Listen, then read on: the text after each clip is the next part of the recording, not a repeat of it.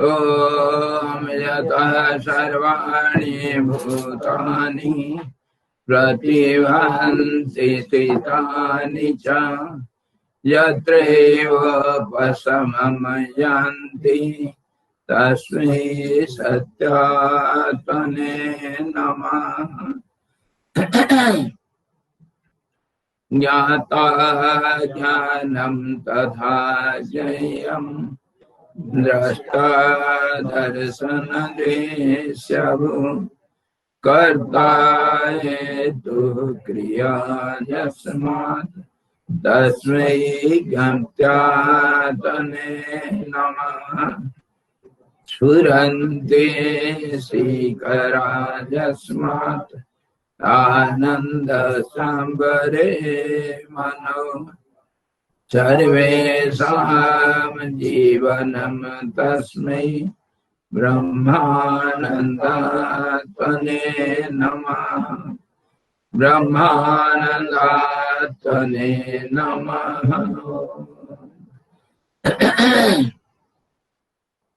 वेदोदधिं समनमत्या ज्ञानरत्नं समुद्रितं येन तस्मै वसिष्ठाय गुरुणां गुरवे नमः। श्री वसिष्ठाय नमः।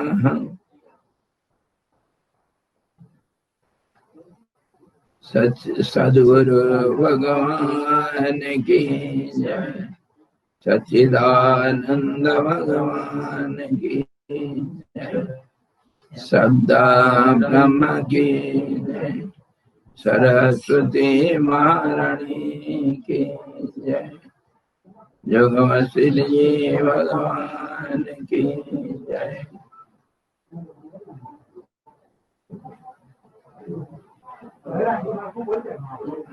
हरि ओम।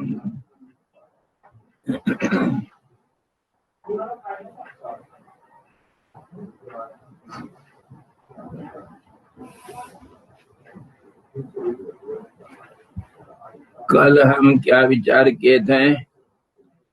निर्वाण प्रकरण पूर्वार्ध 28वां सर्ग अभी तक चल रहा है और उसमें वशिष्ठ जी राम जी को समझा रहे हैं। कल क्या बात हो रहा था कि जब आप अभ्यास मात्र रूपता का परित्याग कर देंगे, आभास मात्र, अभ्यास नहीं, अभ्यास तो करते रहना चाहिए, आभास मात्र रूपता का परित्याग कर देंगे, तब चैतन्य का स्वरूप अविनाशी परिपूर्ण अशेष विकारों से वर्जित तथा नितांत निर्मल स्वरूप हो जाएंगे। आप ही परम पद बन जाएंगे। आप ही परम पद हैं।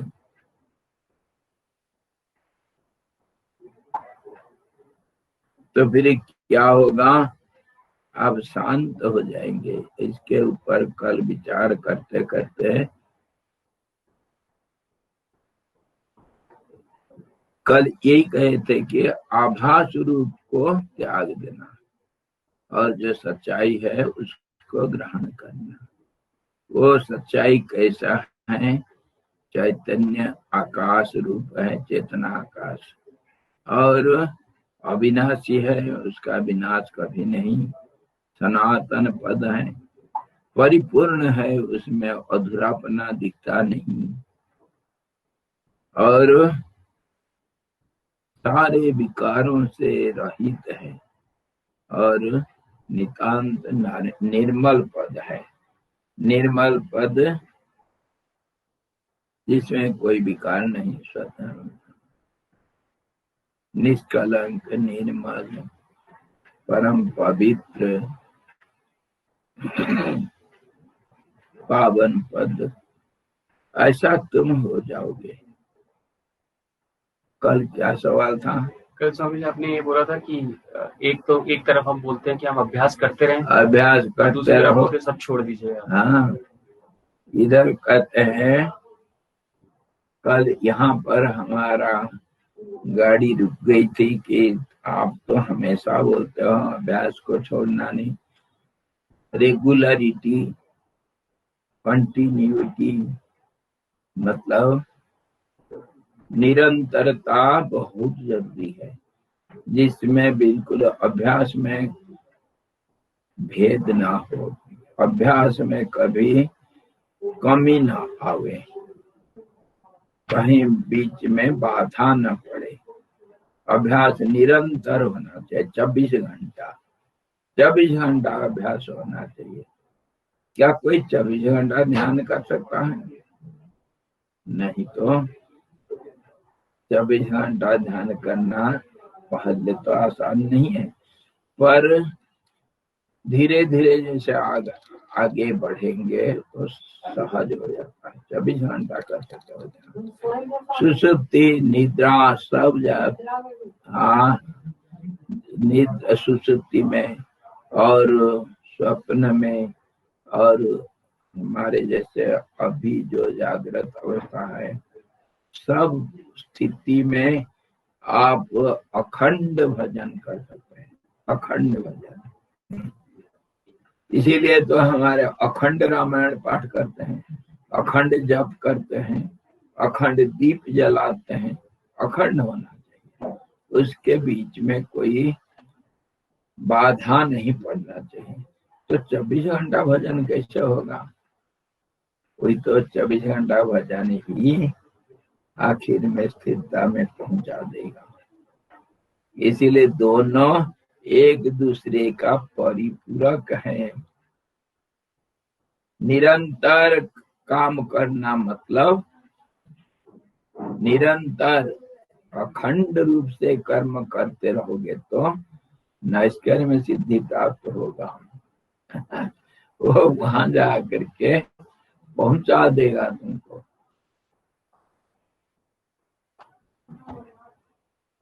भगवान गीता में एक तो समझाए, कर्म करना है, नहीं कश्चित क्षणम अपि जातु तिष्ठत्य कर्म कृत। एक पल के लिए भी कोई कर्म किए बिना रहता नहीं, कर्म तो करना ही पड़ता है। जब तक प्राण है, प्राण चलता है तो कर्म ही है। मन चलता रहता है, मन भला थोड़ा सा सुसुप्ति में सो जाता है मन, लेकिन प्राण तो काम करते रहता है। सुसुप्ति में तो कोई मर नहीं जाता है, प्राण काम करता रहता है। और चित्त कभी मरता नहीं, चित्त तो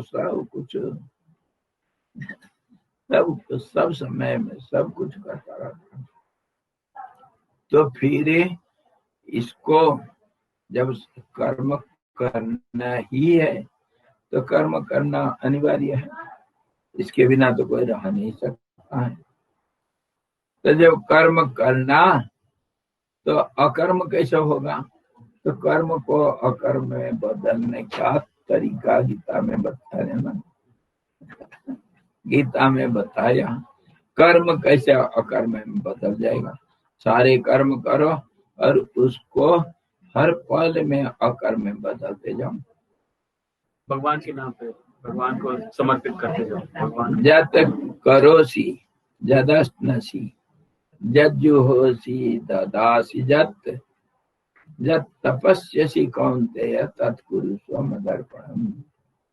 जो कुछ करते हो, जो कुछ जप तप साधना करते हो और जो कुछ भी तुम तपस्या करते हो, सब कुछ मुझे अर्पण कर दो। कर्म कांड में जब हवन वगैरह करते हैं ना, क्या कहते हैं? करना तो दिल से चाहिए, लेकिन हवन जब करते हैं, यज्ञ करते हैं तो निष्काम होकर के बहुत कम कोई कर सकता है। कामना तो रखते हैं, संकल्प पहले करना पड़ता है। इसके लिए मैं यज्ञ कर रहा हूँ, तो वो संकल्प को अगर विश्व कल्याण के लिए समर्पण किया जाए और परमार्थ प्राप्ति के लिए किया जाए तो फिर वो फलदायी, फल की कामना को नहीं फल करना का है। कामना को बदल देना। फल का कामना तो फल तो वैसे प्राप्त होगा, फल का कामना को बदल देना। कामना दो किस्म के होता है ना, मैं बताया, आशा, आकांक्षा, कामना, वासना, ये दो किस्म के होते हैं। एक तो ह्यूमन बम, जो अपने आप को मार डालेगा और दूसरों को भी मारेगा। वो ऐसा आशा है, जो आशा और सारे आशाओं को विनाश करके अपने आप नाश को प्राप्त हो जाता है। कौन सा आशा हो? मैं निराश हो जाऊं, ये भी एक आशा है। मैं निराशा हो जाऊं, मेरे अंदर कोई आशा आकांक्षा न बच जावे, ये भी एक आशा है। और ये जब सफल हो जाएगा, सारे आशाएं खत्म हो जाएंगी, ये भी खत्म हो जाएगा। जैसे ओला गिरता है तो सब फसल को नष्ट कर देता है, अपने आप खत्म हो जाता है। तो ऐसा ही ये कर्म कुछ ऐसा कर्म है जो सारे कर्म को नाश करता हुआ अपने आप को भी नाश कर देगा। नैष्कर्म सिद्धि ऐसा होता है। कर्म तो करना पड़ेगा, कर्मों को सब भगवत अर्पण कर देना। तत्कुरु स्वमदर्पणम, इसके ऊपर मेरा एक फॉर्मूला है, फॉर्मूला को पालन करेंगे। अच्छा, पहले चरण स्पर्श करो, उसके बाद कर स्पर्श, हाथ मिलाओ, उसके बाद दिल स्पर्श करो, गले मिलाओ, उसके बाद फिर जेब को स्पर्श करो, और जेब को स्पर्श करके फिर जेब के अंदर क्या रहता है? पर्स रहता है, पर्स को स्पर्श करो। अरे तत्कुरु स्वमदर्पणम। तुम्हारे जेब के अंदर, पर्स के अंदर जो कुछ है, तुम्हारा बैंक बैलेंस सब मुझे दे दो। वो तुम्हारे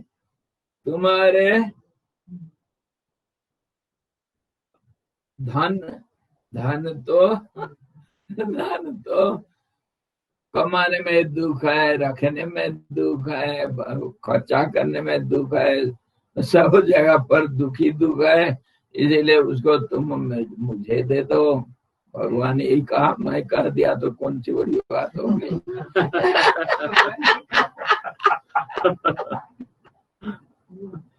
अच्छा, तो स्वामी जी, ये धन तो दुख का कारण है, ये तो जहर है, आप लेकर के क्या करोगे? अरे शिव जी का रूप धारण करूंगा और हलाल को पी जाऊंगा, गले में रख दूंगा।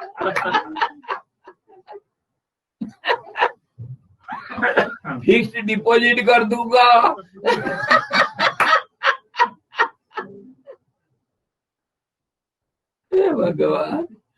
भगवान हमारे चालू भगवान ऐसे ही सिखाए। तत्कुरु स्वमदर्पणम, और इसको सीरियसली लेना।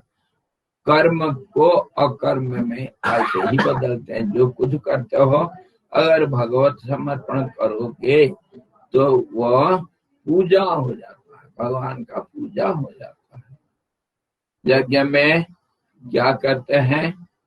संकल्प तो करते हैं, और बोलने के लिए इंद्राय स्वाहा, इदम इंद्राय नमः। मेरा नहीं है, ये बोलना पड़ता है लेकिन दिल से नहीं बोलते। दिल से तो पहले संकल्प कर रखे, मेरे को ये प्राप्ति होना है, इसीलिए यज्ञ कर रहा हूँ।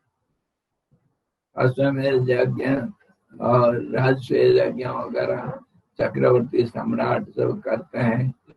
और बलि 100 यज्ञ किया था, तो इंद्र पद भी प्राप्त करने के लिए, यज्ञ सब करते हैं धर्म कमाने के लिए और फल प्राप्ति के लिए, लेकिन उसको नहीं करना चाहिए। भगवत प्रीत्यर्थ है, भगवान इसमें खुश हो जाओ, भगवान खुश हो गए तो भगवान तुम्हारा है, ऐसा कर्म करना चाहिए। आई समझ में? कर्म करना ही पड़ेगा, कर्म के बिना रह नहीं सकता है कोई। तो कर्म करोगे तो उसको अकर्म में बदल दो, और इसी का नाम साधना है। 24 घंटा हो सकता है, करता हुआ नहीं करना, नहीं करता हुआ करना, नहीं करता हुआ करना कैसे? मेडिटेशन करते हैं, कुछ करते नहीं लेकिन अंदर सब हो रहा है, ध्यान करना या भगवत प्रीत्यर्थ है, जपे विनियोगा, तो भगवान का प्रेम नाम है। भगवान कौन है? भगवान तो परमात्मा का स्वरूप। और जो कोई भी भगवान कहो, तुम्हारे भगवान जो कोई नाम वाला हो, जो कोई रूप वाला हो, 2 हाथ का बांसुरी वाले हो, या 4 हाथ का शंख चक्र गदा पद्म पकड़ने वाला हो, या अष्टभुजा दुर्गा हो, उसमें क्या फर्क पड़ता है? उसके अंदर तो नाम रूप के अंदर सच्चिदानंद है। इसीलिए सब कर्म करता हुआ भी तुम अकर्मी हो सकते हो। अगर परमात्मा का प्रीति के लिए कोई कर्म किया जाए, वो अकर्म हो जाता है। निराभासता का त्रिपुटी शून्य स्वरूपता का सिद्धि में हेतुभूत 2 प्रकार की उपासना करते हैं। ये हमारा था विचार करने के लिए। हे श्री राम जी, न मैं सत्य हूँ और न तो मेरे भोग विषय ही सत्य है, न मैं सच हूँ न मेरा सच है।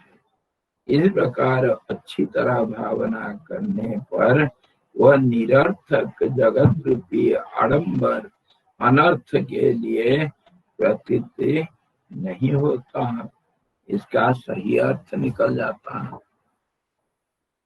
मैं और मेरा को नाश करना, ये एक किस्म का उपासना। मैं और मेरा तो आभास है, ये जो नहीं है वो दिखता है। मैं मतलब अगर शरीर हूँ तो शरीर तो दिखता है, शरीर को हम कितने बार विचार करके उसका नहीं होना हम प्रमाणित किए हैं। कितने बार शरीर नहीं है करके हम प्रमाण किए हैं। विचार करने पर, अर्थ की गहराई में जाने पर शरीर नहीं मिलता है। और मैं नहीं हूँ मतलब मैं शरीर नहीं हूँ, और शरीर के संबंधी जितनी चीजें होंगे वो तो विषयों का मामला है, नाम और रूप के अंदर होंगे, तो वो कहाँ से आएंगे? फिर नाम रूप को कैसे नहीं करना, कैसे नकारना, उसके ऊपर भी हम बहुत विचार किए हैं। इस ढंग से मैं और मेरा को अगर हम खत्म कर सकते हैं, इसका पूर्ण रूप से विनाश कर देंगे, तो फिर जो रह जाएगा वो परमात्मा स्वरूप रहेगा, अवशिष्ट जो है। तो यहाँ पर ऐसा सवाल नहीं करना कि स्थूल शरीर जाने से सूक्ष्म शरीर तो रहेगा। सूक्ष्म शरीर भी तो एक शरीर है, वो उसको आग जला नहीं सकता है, हवा उड़ा नहीं सकता है, जल भिजा नहीं सकता है। सूक्ष्म शरीर रहता है मरण के उपरांत भी, और वो सूक्ष्म शरीर नष्ट हो सकता है। कैसे? ज्ञान रूपी अग्नि, वो तो बीज रूप में रहता है, बीज को हम जब भून लेते हैं, वैसे ही चित्त को अथवा वह सूक्ष्म शरीर को हम अग्नि आग ज्ञान रूपी अग्नि से जला सकते हैं। सूक्ष्म शरीर भी नष्ट होता है, सबका नहीं, किसी का, करोड़ों में एक कोई, अरबों में कोई एक, उसका नष्ट हो जाता है। और सूक्ष्म शरीर जाने के बाद आप कहेंगे करण शरीर रह जाता है, अरे करण शरीर भी चला जाता है। वो तो स्वामी जी प्रतिबिंब है ना, जहाँ सूक्ष्म खत्म हुआ तो प्रतिबिंब तो अपने आप मिल ही जाएगा बिंब में। सब खत्म हो जाता है। इसके ऊपर हम बहुत विचार किए हैं, इसीलिए शरीर का नाश हो जाने से, मैं नाश हो जाने से मेरा भी नाश हो जाएगा, और ये सब चले जाने से जो अवशेष रहेगा वो तुम्हारी असली स्थिति। और इसको मैं कितनी बार बताया हूँ। सबसे ध्यान करने का सरल तरीका क्या है? ध्यान करने का सरल तरीका है कि मन का जो जिसमें रुचि है उसी के ऊपर मन को लगाओ, जल्दी लग जाएगा, एकाग्र हो जाएगा मन। तो मन का रुचि किसका है, किसके ऊपर? अलग अलग व्यक्तियों का अगर हम विचार करेंगे तो हजारों लाखों अलग अलग रुचि हो जाएगी, गुण की विषमता के हिसाब से रुचि रुचि हो। नहीं बता सकते हैं, लेकिन यूनिवर्सली वैश्विक दृष्टिकोण से सबका तीन चीज के ऊपर रुचि अवश्य होगा, चाहे मनुष्य हो, चाहे पशु पक्षी हो, चाहे कोई भी हो। शरीर के ऊपर किसका रुचि नहीं? मन का रुचि शरीर के ऊपर है। शरीर के साथ संबंध होने से संसारी जीव, चाहे मनुष्य हो, चाहे पशु पक्षी कोई भी हो, शरीर के साथ उसका लगन है। और वो लगन किसका है? मन का है। पशु भोजन करता है, क्यों? शरीर रक्षा के लिए। चिड़िया चूंगता है, क्यों? शरीर रक्षा के लिए। शरीर के ऊपर सबका प्यार है, और किसका प्यार? मन का प्यार। मन ही शरीर के साथ जुड़ा हुआ है, इसलिए शरीर को स्थिर कर दो।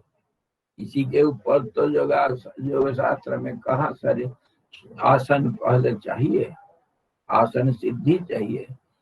तो इस ढंग से हम अगर शरीर को स्थिर कर दें और शरीर को पत्थर के भांति और शरीर को देखते रहें, तो शरीर से आप अलग हो जाओगे समय पा करके। शरीर दृश्य बन जाएगा, आप दृष्टा बन जाएंगे। दृष्टा से दृश्य का थोड़ा संबंध बनता है, लेकिन एकता नहीं बनता है, लेकिन संबंध रहता है। तो शरीर को देखोगे, संबंध तो है, मेरा शरीर करके कहोगे, और मेरा शरीर के का मैं देख रहा हूं ये भावना रहेगा, लेकिन आप अलग होकर के देखेंगे, अलग होकर के देखेंगे, दृष्टा बन जाएंगे आसानी से। ये बड़ा सरल तरीका है। और मन भी शरीर के जब ऊपर एकाग्र हो जाएगा, शरीर के ऊपर मन एकाग्र हो जाएगा, तो शरीर का सारी पुलपटी दिख जाएगा, सदाकार हो जाएगा, शरीर बन जाएगा। हम सचमुच शरीर नहीं बनते हैं, क्या करते हैं? मेरा कहने के लिए तो मेरा शरीर, और जब काम में लेते हैं मैं शरीर। ये तो होता रहता है, बदलता रहता है। हमारा पूर्ण रूप से मैं शरीर करके हम नहीं मानते हैं। और मन अगर पूरा शरीर आकार ले लेगा, शरीर का एक एक कण को वो देखेगा, और देख करके उसके अलग होगा, इसलिए पूर्ण रूप से दृष्टा बन जाएगा, और शरीर नहीं करके समझ जाएगा। शरीर गल जाएगा, मन में शरीर नहीं रह सकता है। और देखो, इसी थ्योरी के ऊपर वो जो क्या एक बूंद को देखना, क्या कहते हैं उसको, एक कोई चीज को देखना, अरे यार उसको बोलते हैं, इसी के ऊपर त्राटक का विधान है।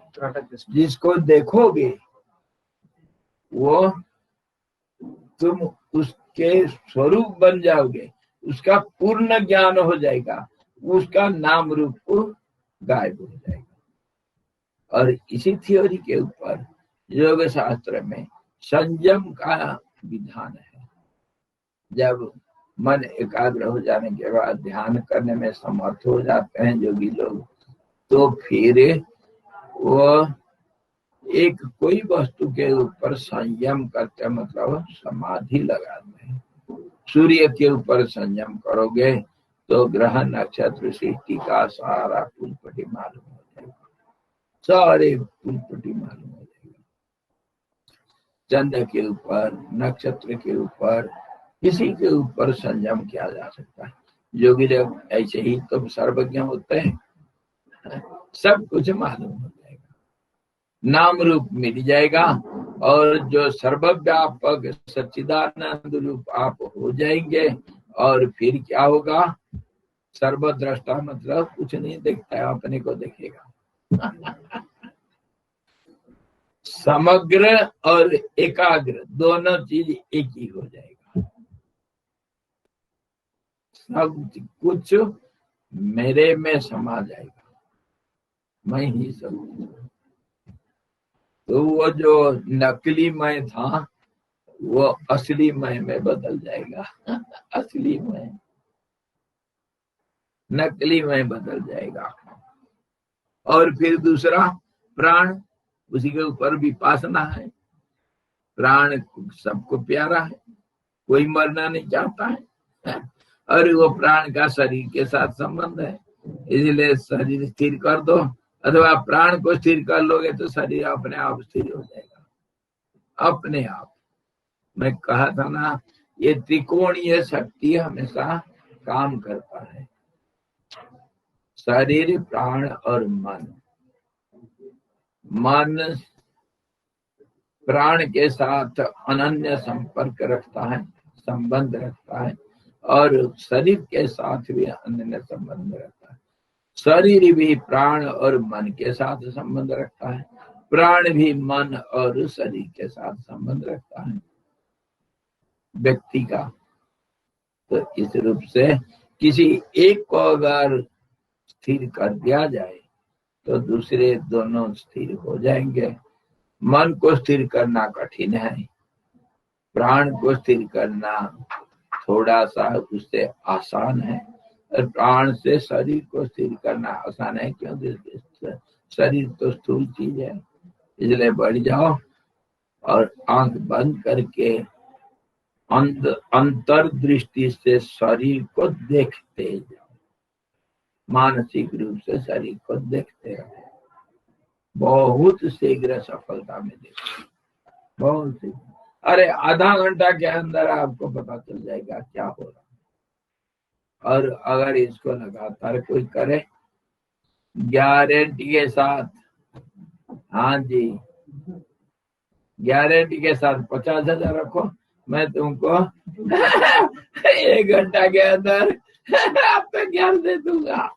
50,000 रखो, गारंटी के साथ, बिना अर्थ के कोई नहीं है, बिना अर्थ के नहीं। 50,000 रखो, तो सारे पूर्व जन्म की कहानी में बता दूंगा। हाँ, तत्पुरुष मदर्पण, जो कुछ है जेब में सब रख दो इधर, मैं तुमको आत्मज्ञान दे दूंगा। तो इस ढंग से वो कर रहे हैं कि मैं और मैं को नाश करना, ये एक तरीका है। हम 2 तरीका के बारे में बता रहे हैं। इसका 2 प्रकार की उपासना, आभास भूत जो नाम रूप है, इसको मिटाने के लिए दो उपासना, एक तो मैं और मेरा को नाश करो। अच्छा, भद्र, अथवा अगर ऐसा नहीं करते तो दूसरा क्या करेंगे, मैं और यह सब प्रपंच चैतन्यात्मक परम ब्रह्म स्वरूप ही है। इस प्रकार चिंतन करने पर यह निरर्थक जगत रूपी आडंबर अनर्थ के लिए प्रतीत नहीं होता, प्रतीत नहीं होगा। तो क्या होगा, दो बात बताए, एक हाँ हाँ करो, कभी नहीं नहीं करना, हाँ हाँ करते जाओ, पॉजिटिव हुए, और एक नेगेटिव हुए। क्या हुआ, सब चीज नहीं नहीं करते जब हम कभी नहीं करना कभी नहीं करना तो काम बन जाएगा, पर बीच बीच में रहोगे तो काम गड़बड़ी हो जाएगा। साधक लोग तो बीच के होते हैं, पर धीरे धीरे अभ्यास करके एक को पकड़ो, नहीं नहीं करो। वेद में यही कहा गया, हाँ नेति नेति सब चीज को नकारते जाओ, नाम रूप जो कुछ भी है दुनिया में जो तुला बुक्स कोठले ते बुक्स हे कुठले कोणता पिरियड आहे, कशाचा पिरियड आता? हाँ जी, कशाचा आहे? म्यूट करो, म्यूट कर दो। हाँ जी, जब कुछ बोलना है तभी ऑन करना है, मुझे बोलना है तो आपस में बात करना है तो म्यूट करके बात करो उधर अच्छा, तो ये दोनों तरीका दो किस्म का उपासना है। और समझ में आता है, लेकिन हाँ कैसे करना, हाँ हाँ कैसे करना, हाँ करना नहीं आता है हर चीज को हाँ करो, हर चीज को कैसे, मैं शरीर भी हूँ, क्यों शरीर में कैसे हूँ, परमात्मा को अगर हम मान लिए समझ गए, थोड़ा बहुत समझ के परे है, फिर भी हम थोड़ा अंदाज लगा करके समझ गए कि परमात्मा सर्वव्यापक है, सत्य स्वरूप है, पूर्ण रूप है और एक है, अद्वैत है, दो कुछ नहीं रहा। इसको अगर थोड़ा बहुत समझ गए और तर्क के साथ अगर समझ करके मान लिया तो दूसरा तो है ही नहीं, तो शरीर कहाँ से आएगा। अगर शरीर के रूप में कुछ दिख रहा है वो परमात्मा ही विकृत होकर दिख रहा है, मान लो उसको। अरे अगर तालाब के पानी मिट्टी हो गई, वो पानी है ना, मान लो मुझे मिट्टी मिल गया है तो कोई बात नहीं, उसके बाद में मिट्टी भी तो, वो पानी और मिट्टी एक ही चीज है, ऐसा करके मान। दूध में पानी मिल गया उसको पीते हैं ना, आजकल तो बिना पानी का कोई दूध मिलना बड़ा मुश्किल है, आश्रम में मिल जाता है। स्वामी जी, राणा जी एक दिन कह रहे थे कि स्वामी जी ने कहा पानी मिला के दूध पिया करो, नहीं पेट में। हाँ जी, पानी को पतला बना करके पीना चाहिए, दूध को पतला बना करके पीना चाहिए, क्योंकि दूध में मलाई होने से वो जो चर्बी होता है, उसमें जो फैट होता है वो आसानी से सबको हजम नहीं होता है और वो चर्बी बढ़ाता है, इसीलिए पतला दूध को पानी मिला करके पतला दूध पीना स्वास्थ्य के लिए ठीक है, अच्छा है, साधारण। तो कहने का मतलब यह है, दूध में अगर पानी मिल गया तो उसको पीते हो ना, हाँ करके पीते हो ना, दूध करके मान करके, पानी को अलग कैसे करेंगे। अच्छा, तो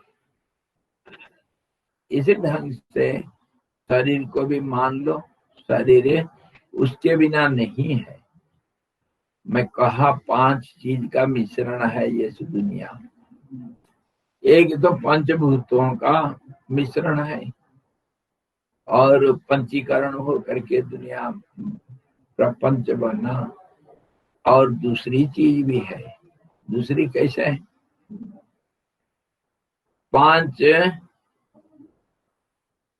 5 चीज का मिश्रण कैसे? एक तो नाम और एक रूप है, और नाम रूप के अंदर एक है अस्तित्व, एक अस्तित्व है। अस्तित्व को अस्तित्व खुद जानता है। वो जानकारी जो अनुभवात्मक जानकारी वो भी है। मैं हूं करके कौन नहीं जानता है? सब जानते मैं हूं, और उस हूं से मैं हूं करके एक संतुष्टि है, एक आनंद मिलता है। तो सत्य मतलब है अस्ति भाति प्रिय, और सत्य चित्त आनंद, ये 3, और उसको ढक रखा है क्या? वो एक आकार लेने से एक रूप बन गया, व्यक्त हुआ इसलिए व्यक्ति, और ये कर्म करता है, प्राण है इसमें इसलिए प्राणी, और एक चंचल है, कुछ कर्म करता है इसीलिए जीव, और इस प्रकार का नाम दिया। असीम को सीमांकन करके हम एक रूप को बनाए, और वो रूप क्या उससे अलग होगा? असीम से अलग हो जाएगा क्या? कैसे होगा? उसका एक नाम होगा। मान लो, इसको देख लो,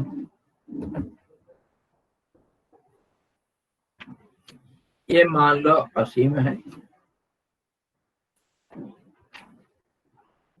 ये जो सफेद कागज आप देख रहे हो, मान लो ये सफेद पन्ना पूरा सब जगह व्याप्त है।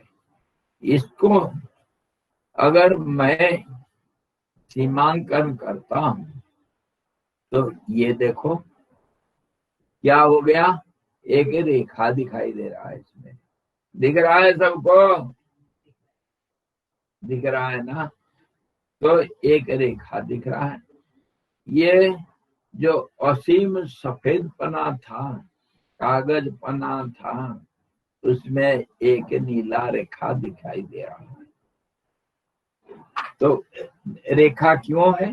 क्योंकि कागज को मैं सीमांकन कर दिया, उसका एक रूप है, उसका एक नाम होगा।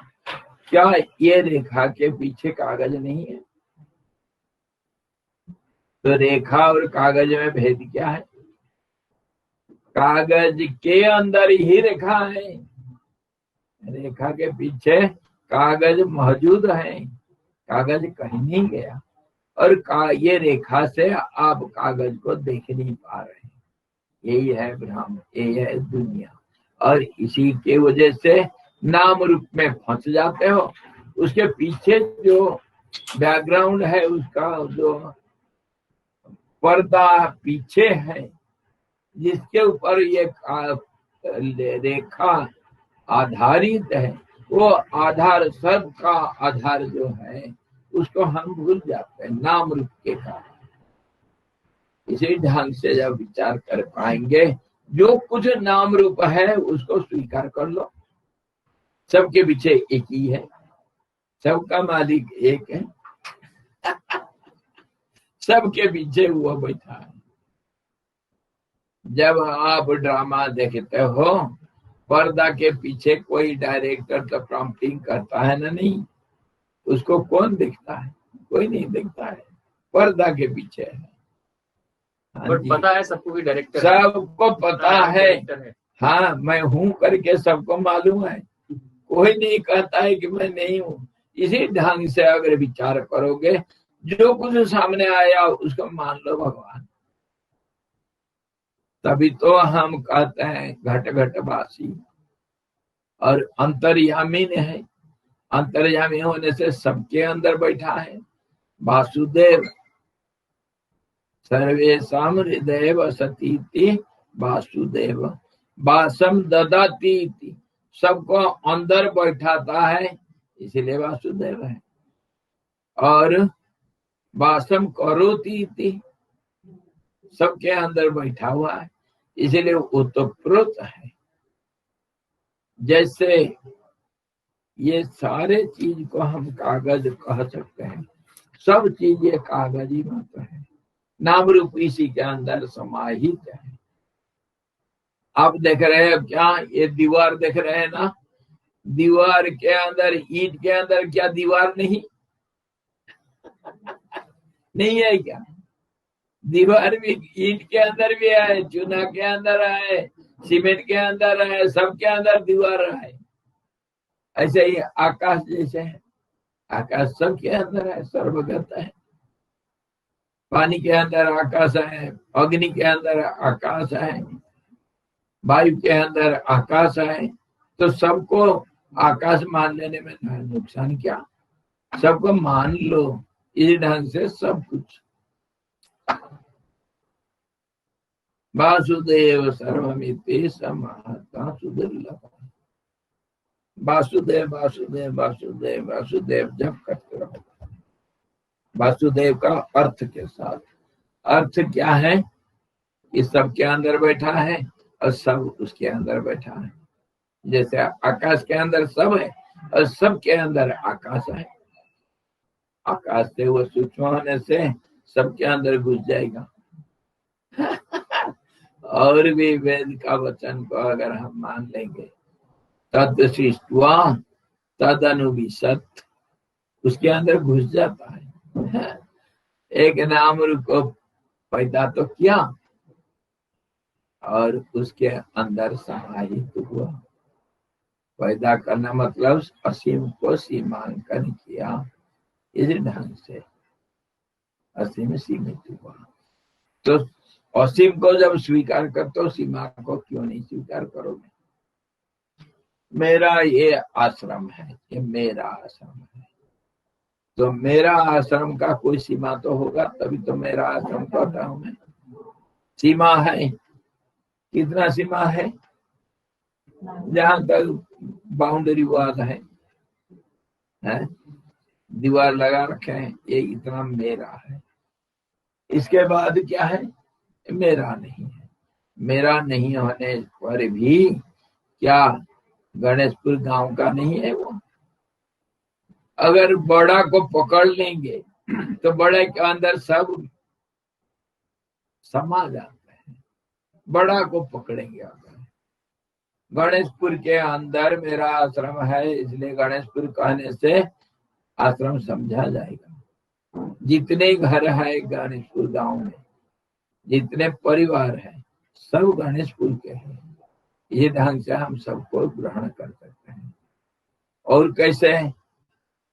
जैसे मान लो आप गणेशपुर से गए उत्तर काशी, उत्तर काशी में एक मीटिंग में बैठे हैं, गणेशपुर का प्रतिनिधित्व कर रहे हैं, सारे गांव से सब प्रधान लोग आ रखे हैं। तो आपस में जब बात करेंगे, तुम कहाँ से आए हो भाई? वो क्या कहेंगे?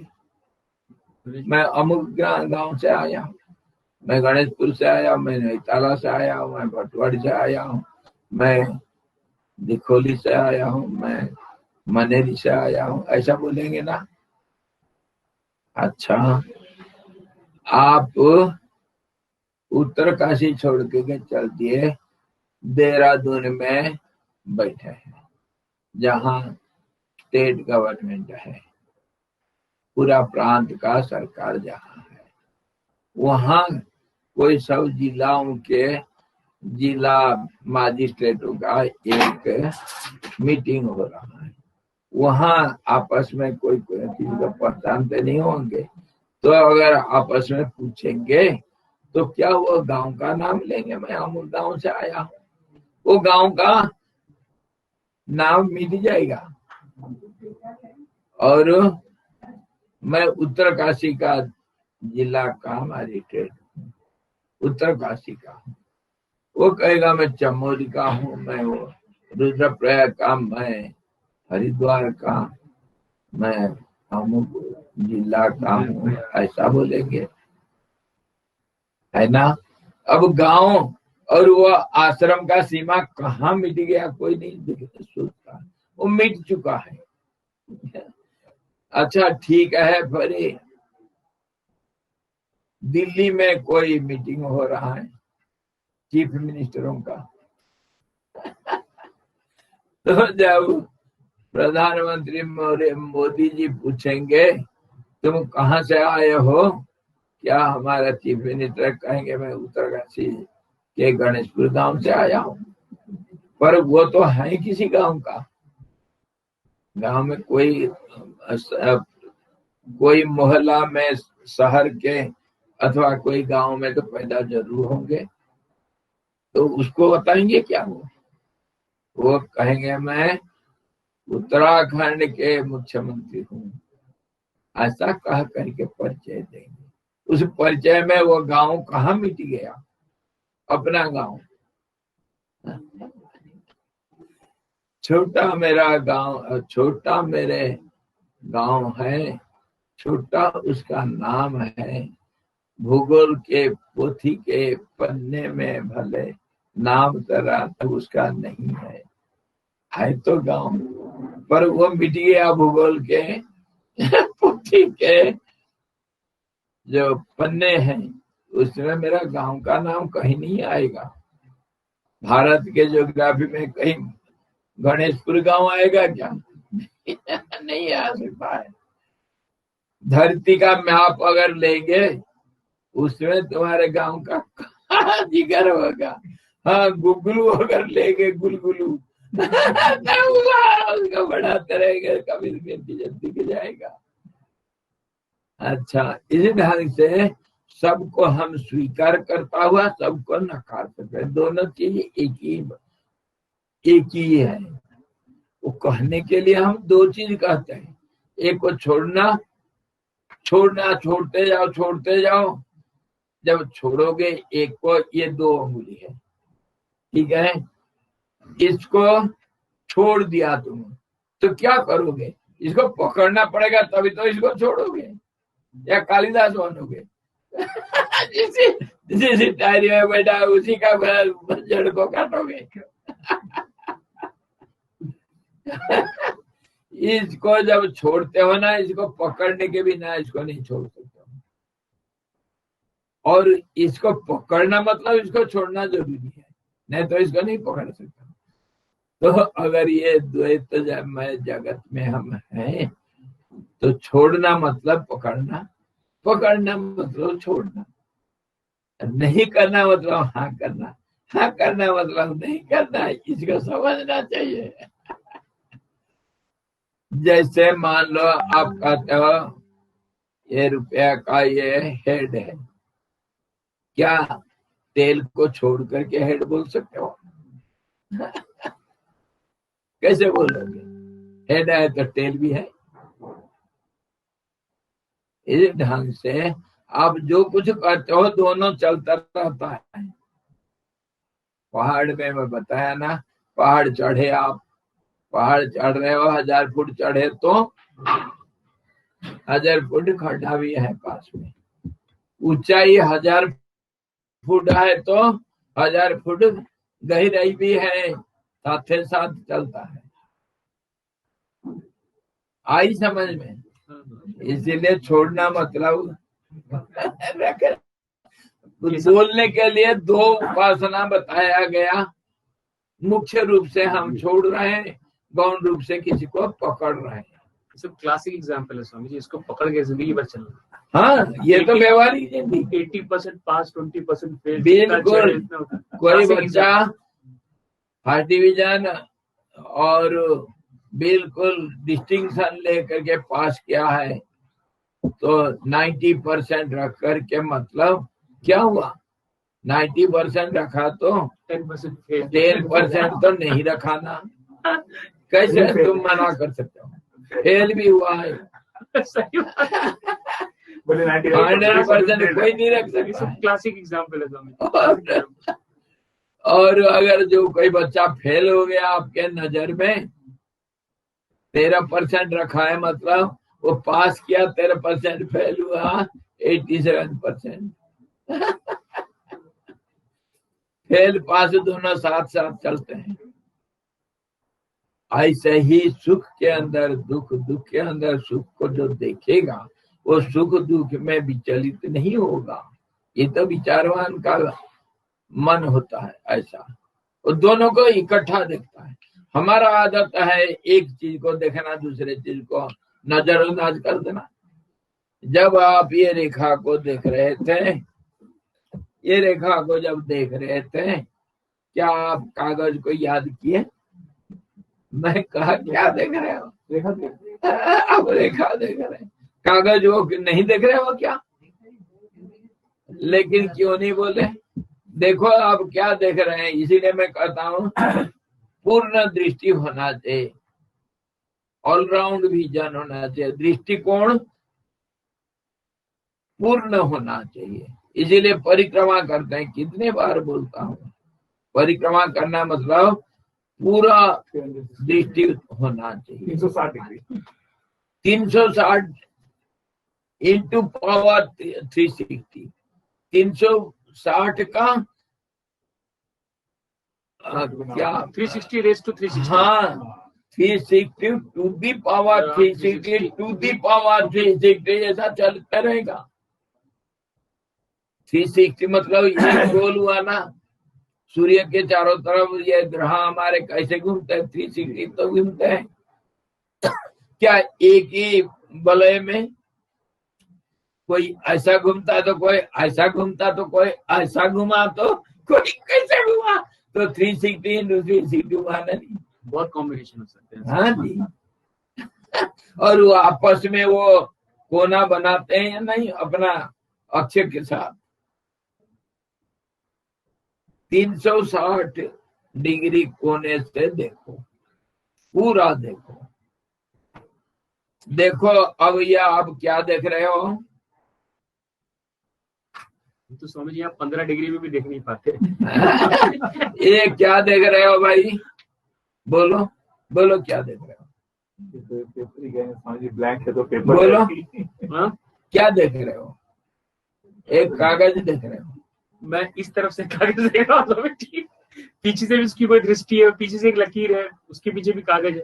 अच्छा, इतना ही देखे ना? इतने ऊपर उसकी बाउंड्री है, 4 बाउंड्री है, 4 लकीरें हैं जिससे उसका सीमांकन किया हुआ है, और उसके पीछे आकाश है स्वामी। अच्छा, ये कोने को नहीं देख पा रहे? मैं फंसने वाला था स्वामी जी, मुझे पता है। इसका धार को नहीं देख पा रहे हो? कितनी चीजें, इसका रंग को नहीं देख पा रहे हो? इसका रंग को देखोगे तो दूसरे रंग को नजरअंदाज करना, ये नहीं देख रहे हो? सब इसको देखना मतलब सब कुछ देख रहे हो, लेकिन भूल जाते हो, नजरअंदाज कर देते हो उसको, बिना देखे इसको एक चीज को देखते हो। यही तो अज्ञान है। अभी तो होश नहीं रहती सब। इसे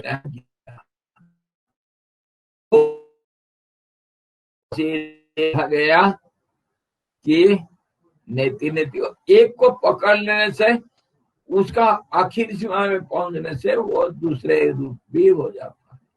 जब रात खत्म हो जाता है, रात का आखिर सीमा कहाँ बदलता है? दिन में बदल जाता है। दिन का आखिर सीमा, हाँ जी, मेरा किस्मत ऐसा है। अरे संध्या रानी को कोई कह रहे हैं कभी, अरे संध्या तेरे किस्मत बुरा है। क्यों? तेरा जो सौंदर्य है वो कितना देर का है? वो रात की अंधेरा में मिट जाएगा। तो क्या गर्व करता है कि मेरे बराबर कोई सुंदरी नहीं दुनिया में? तेरे गर्व खर्व हो जाएगा, अहंकार तेरा चूर चूर हो जाएगा। कौन आए वो? शिवसेना का उद्धव ठाकरे। उद्धव ठाकरे। मेरा तो घर मिट्टिया मिट्टी हो गया, तेरा घमंड भी मिट्टिया मिट्टी हो जाएगा। ये क्यों? ये तो खाली एक बोलने के लिए वो बोल दिया। बात सही है, आध्यात्मिक दृष्टिकोण से बात सही है। एक मिटेगा तो दूसरा मिटेगा, दूसरे को लेकर के डूबेगा। जब नदी में डूब रहा है कोई ना, अगर कोई तिनका भी मिल गया उसको लेकर के वो डूबेगा, छोड़ेगा नहीं। मैं तो मर रहा हूँ, तेरे को क्यों छोड़ दूं? आप डूबे जब डूबा। हाँ जी। और एक को साधे लिया तो एक साधे सब साधे, ये बोलता है। ये एक सही कहावत है। एक चीज साधना जो कर लिया, पक्का हो गया उसमें, वो सब चीज समझ सकता है। सब चीज साधना हो गया उसका। एक साधे सब साधे। तो द्वैत जगत में जो जो ये हमारे व्यवहारिक जिंदगी में दो हमेशा रहेगा, एक दूसरे से संबंधित होगा।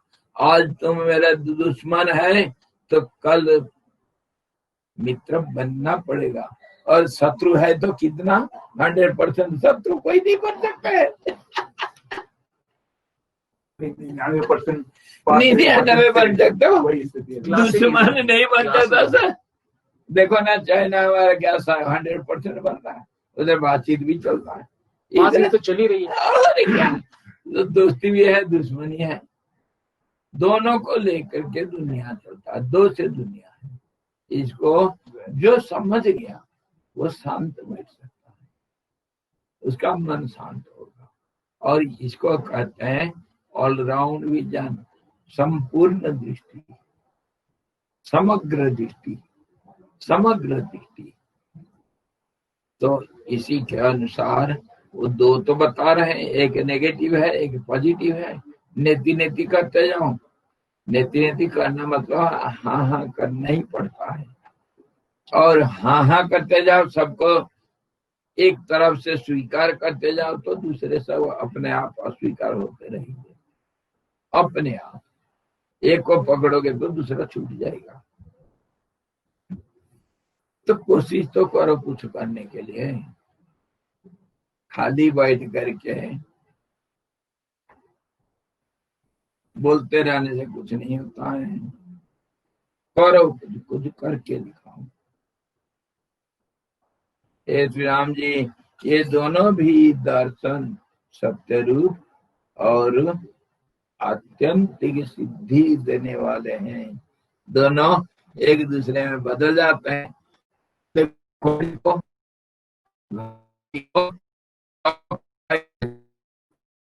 आकर के 12 में पहुंचेंगे, 12 से 11, 10, 9, 8, 7, 6 करके भी 12 में पहुंच जाएंगे।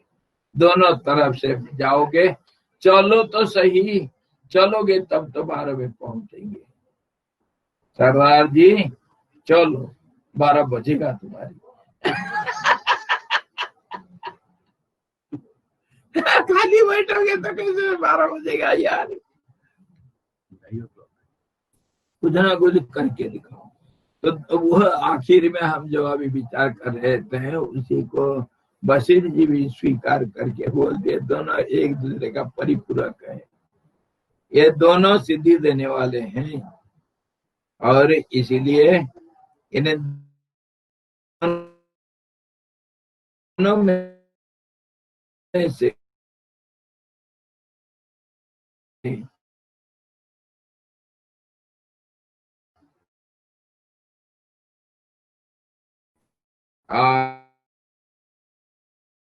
आप जो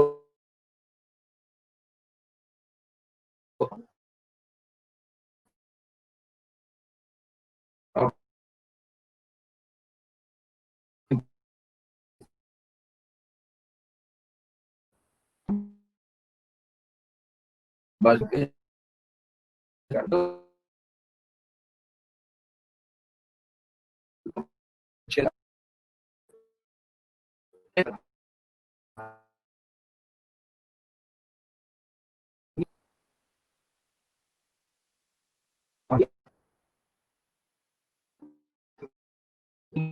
तक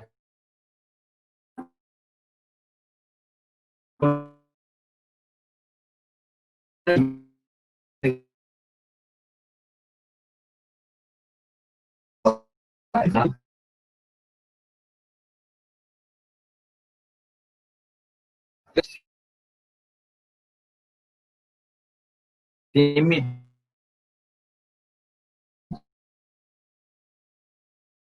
अभ्यास को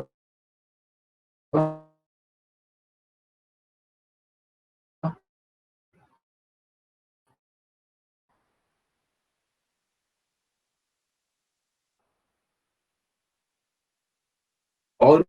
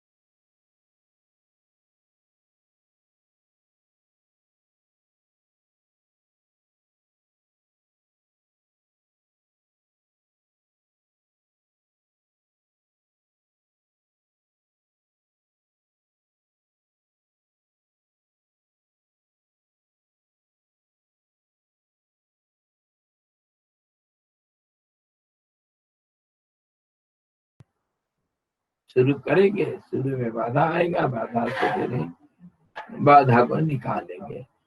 तो वो क्या कहा, उसका पाठ पढ़ाया गोपाल को, उसका दोस्त, फिर वो उसको मन में रखा। अब आ गया श्रावण महीना और भयंकर बारिश, 3-4 दिन से बारिश लगातार झड़ी, और नदी गांव के पास भयंकर बाढ़ आ रखी है। इतना तेज बाढ़, दोनों किनारा कट रहा है। तो गोपाल उठा सुबह, अरे हरि के माँ सुन तो, हाँ क्या, आज नदी से पानी नहीं लाना, आज नदी में बहुत बाढ़ आ रखी है, वहां के पानी ले आओ, नदी का पानी नहीं पीना, गंदा है ना, नहीं लाना। हाँ क्यों नहीं लाऊंगी? नदी का जल तो बहता जल कभी न धरे मैल, मैं क्यों नहीं लाऊंगी? कुआं में हमेशा पानी, चतुर्मासा में देखो कितना गंदा पानी है, नदी का पानी ला कर रख देंगे, वो साफ हो जाता है, फिटकरी डाल दो। नदी का पानी पीना चाहिए, रोजाना नदी से लाती हूँ, आज क्यों नहीं लाऊंगी? अच्छा, अगर तू नदी का पानी भी लाएगी ना तो देर में जाना, दोपहर को जाना, अभी नहीं जाना। तो दो नहीं मिल करके कैसा हाँ हो जाता है तब तो वो पहले मना करती थी, ये नकार शब्द में ये बोलते जाता है, आज सुबह नहीं, अभी नहीं जाना, नदी में पानी लाने के लिए बहुत बाढ़ आ रखा है। हाँ दोपहर को जाऊंगा, अभी तो मेरे को टाइम है, अभी मैं जाऊंगी, मैं क्यों नहीं जाऊंगी? अच्छा सुनिए मैंने स्वामी, अभी जाएगी तो फिर जा, लेकिन देखो मैं कहता हूँ मेरे बात मानना, नहीं तो खतरा है। देखो नदी के किनारे से पानी लेकर के आना, मैं तेरे साथ पीछे पीछे आ रहा हूँ, तू मेरे बात मानती नहीं ना, तू बात नहीं मानती, चल नदी के किनारे से पानी लाना, अंदर नहीं जाना। वो गई और ये पति उसके पीछे पीछे, तो वो कहता देख देख हरि की माँ, वो नदी के किनारे से पानी ला, अंदर नहीं जाना। अंदर नहीं जाऊंगी, क्यों नहीं जाऊंगी? अंदर ये किनारे तो देखो कितना कचड़ा पट्टी है, मैं अब अंदर नहीं जाऊंगी। क्यों नहीं जाऊंगी? मैं जाऊंगी।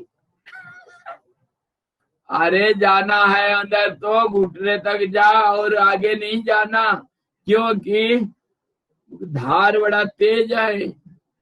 हाँ हाँ धार तेज है, क्यों नहीं जाऊंगी? घुटने तक जा करके आगे फिर बढ़ी। मेरे को कोई नदी के लिए डर है क्या?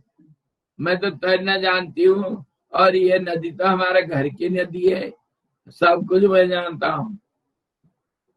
मेरे को अंदर से बीच से पानी लाना है, क्योंकि किनारे गंदा होता है, बीच नदी में धार तेज होने से अच्छा पानी मिलेगा।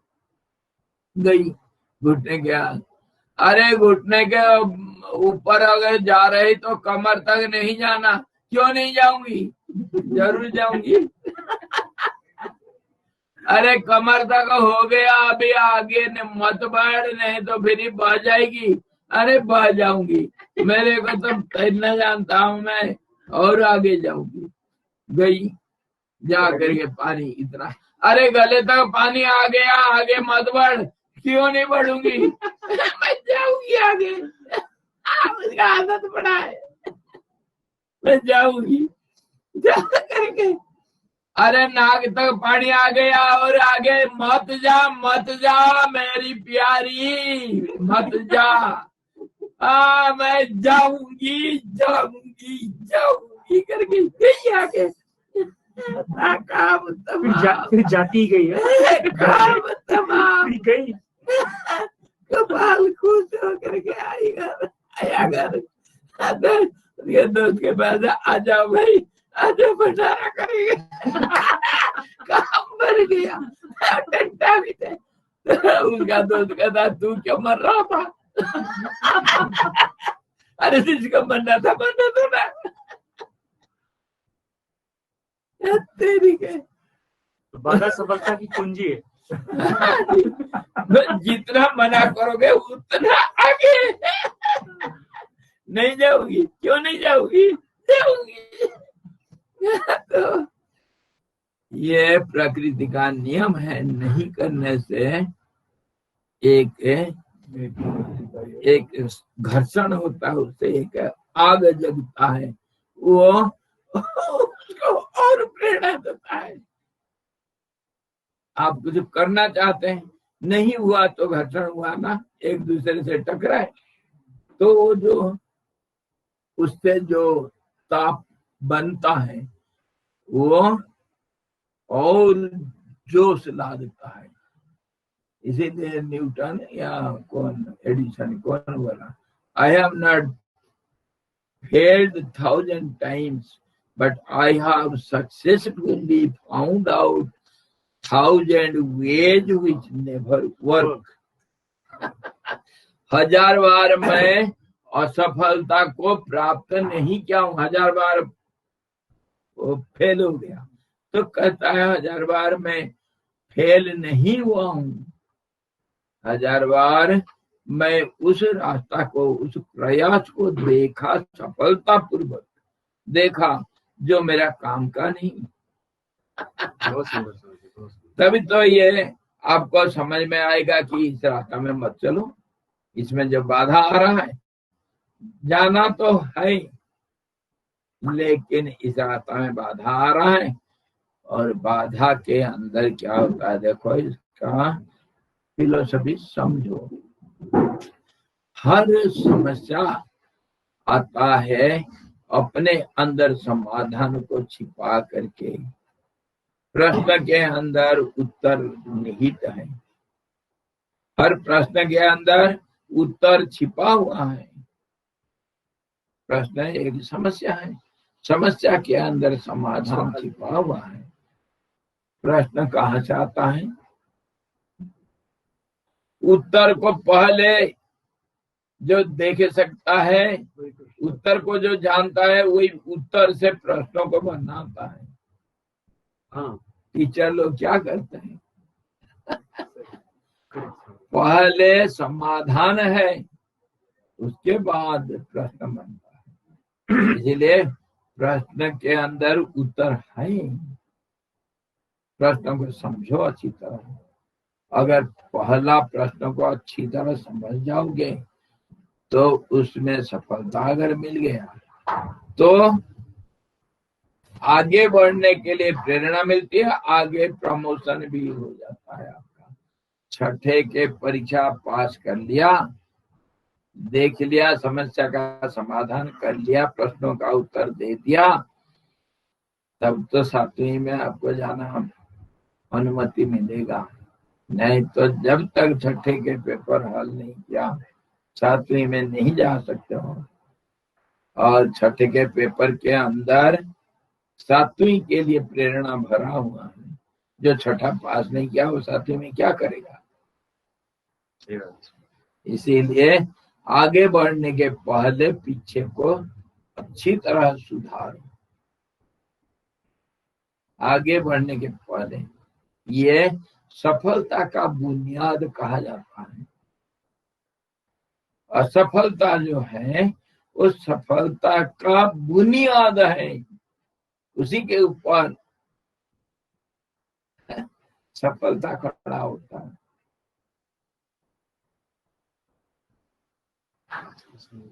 अंग्रेज में क्या कहते हैं?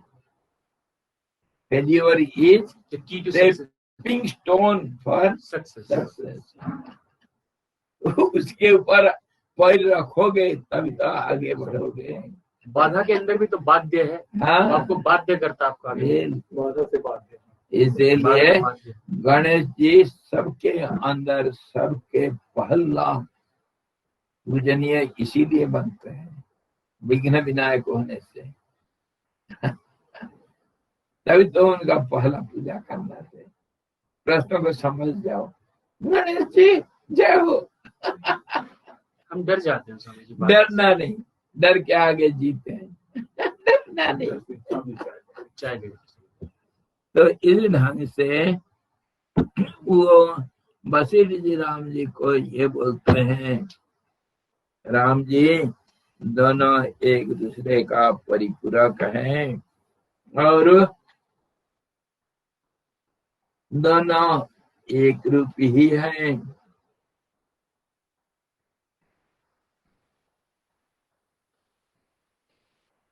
इसका ऐच्छिक समुच्चय करने पर भी परस्पर कोई विरोध नहीं है, क्योंकि फलतः दोनों एक रूप हैं। इस आशय से कर रहे हैं कल्याण रूप पाप रहित राघव, अथवा नहीं इन्हीं दो भावनाओं का आश्रय कर इस संसार में विहार करते हुए आप राग द्वेष आदि का विनाश कर डालिए। जिस पुरुष में राग इत्यादि दोषों का विनाश हो गया है, उसी पुरुष में उत्तर दोनों चिंतन सफल होते हैं, दूसरे से नहीं।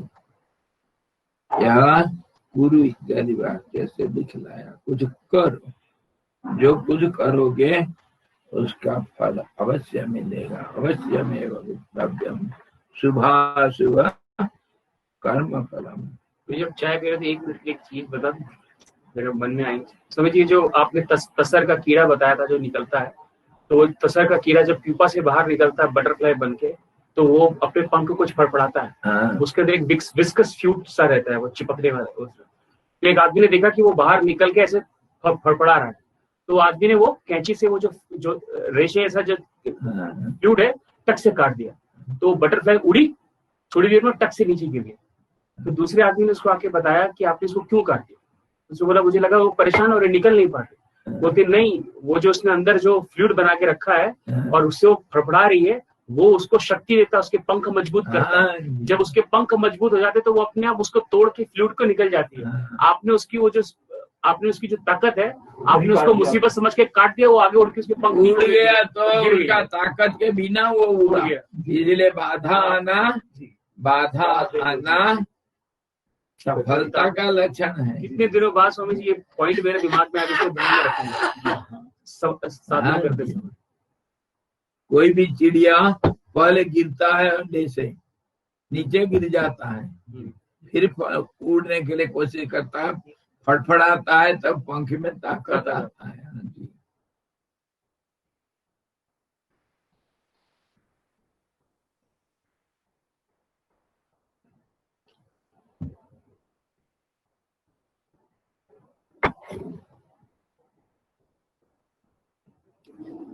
इसी प्रकार वह कह रहे हैं राम, आप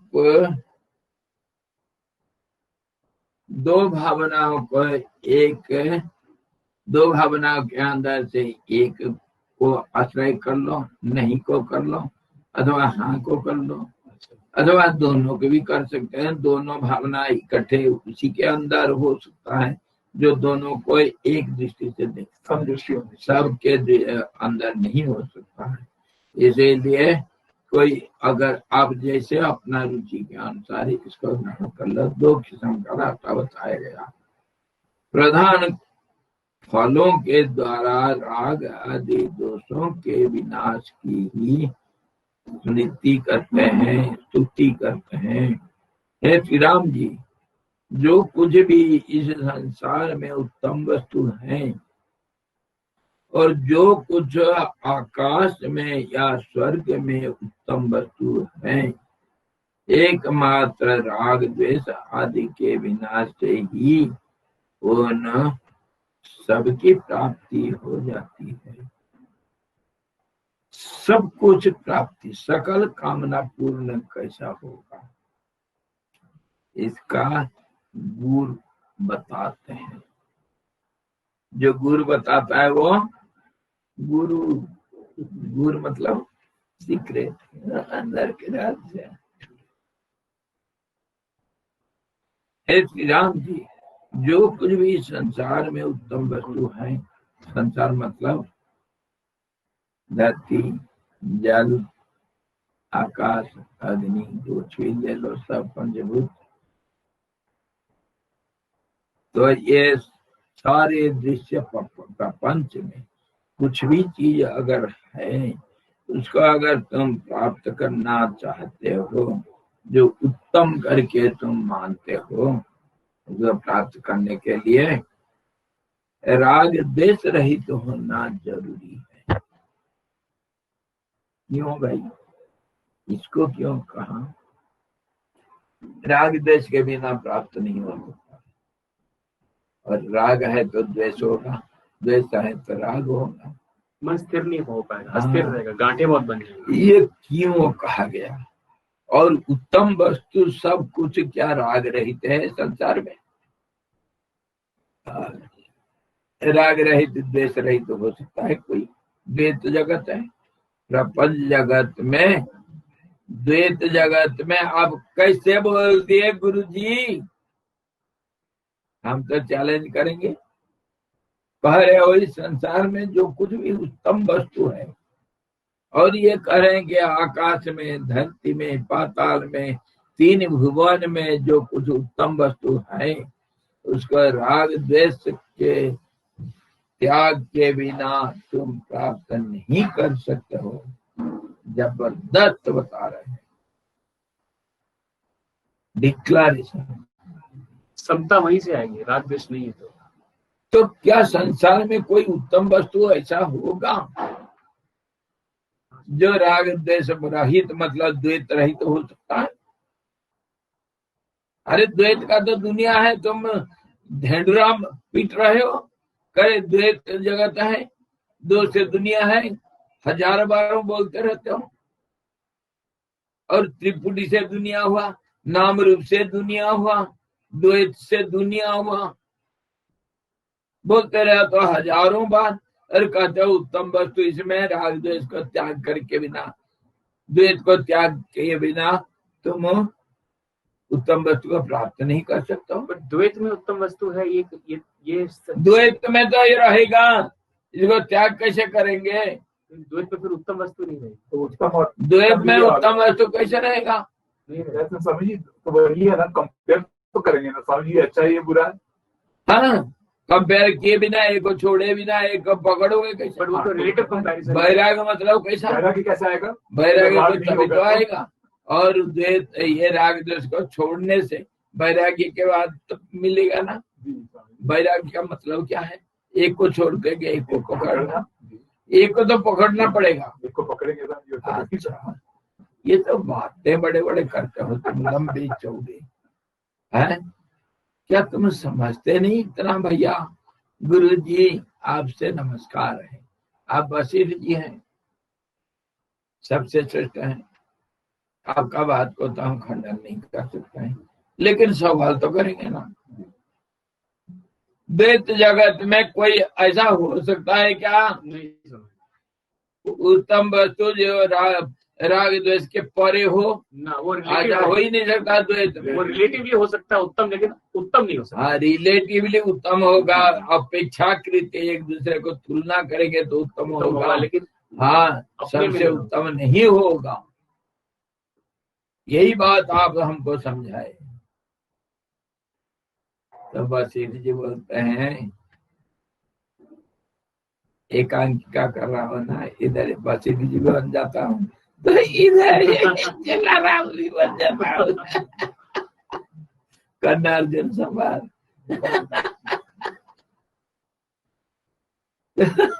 वशिष्ठ जी कहते हैं, अरे बेवकूफ, मैं कहा ना 5 के अंदर 2 तो ऊपर दिखता है, 3 अंदर है।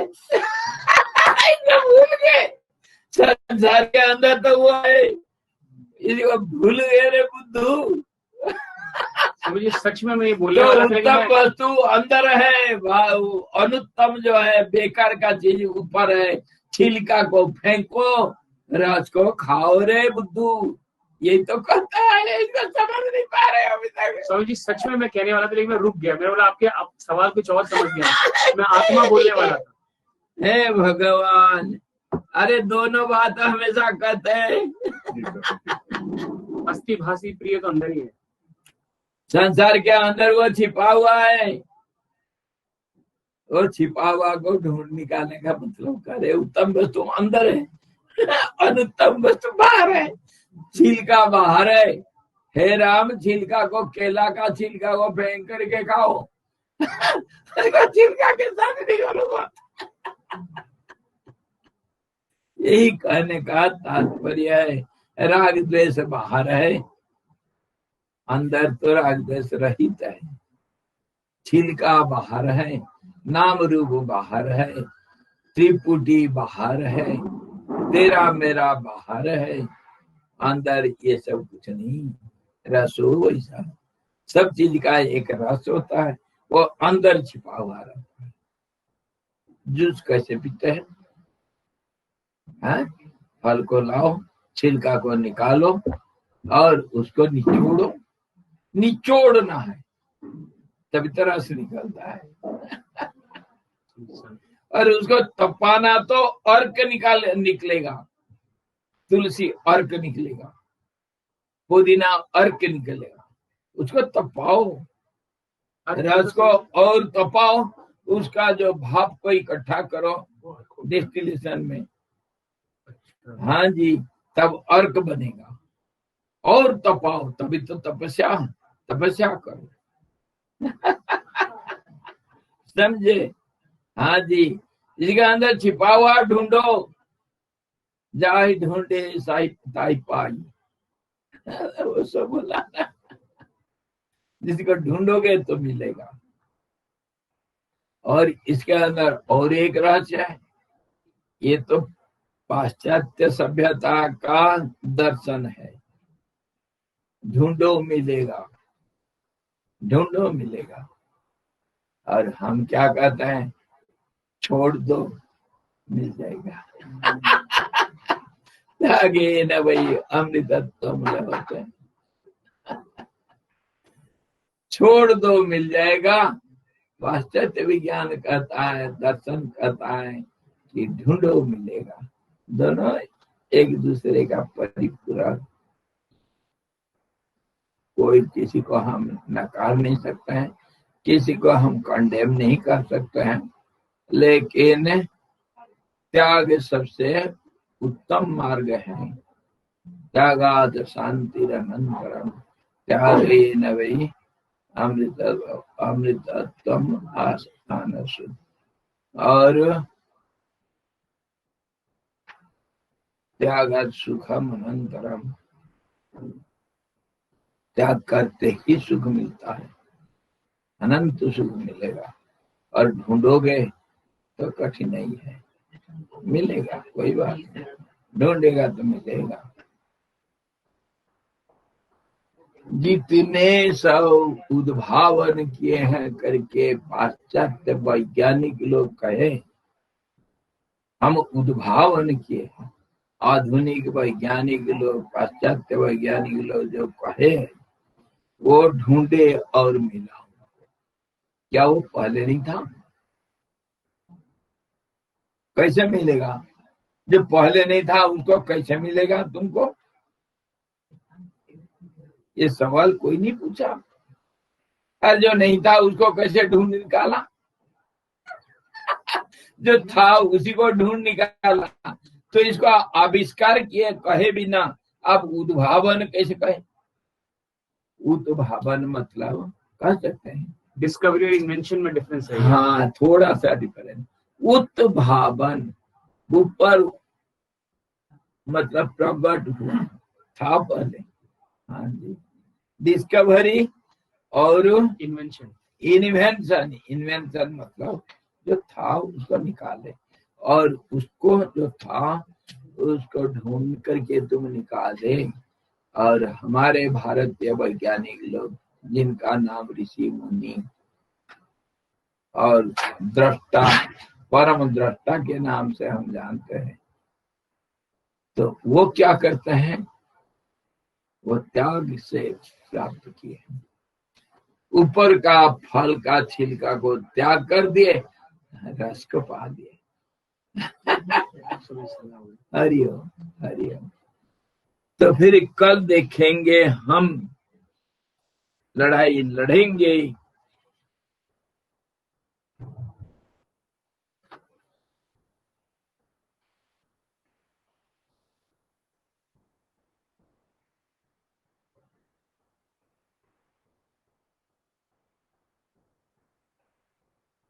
हरि ओम। पूर्णमदः पूर्णमिदं पूर्णात् पूर्णमुदच्यते पूर्णस्य पूर्णमादाय पूर्णमेवावशिष्यते। ओम शांति शांति शांति।